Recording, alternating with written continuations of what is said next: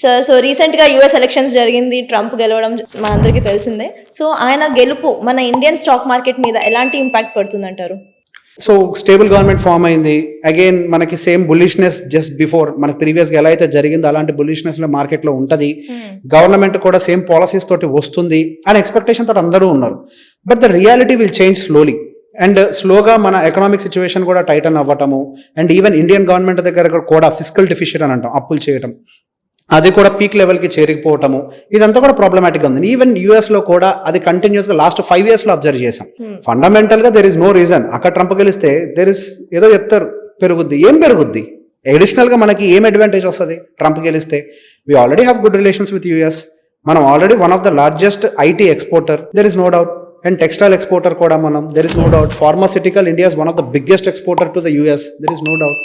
In fact ఆయన రావటం వల్ల there are few disadvantages for India.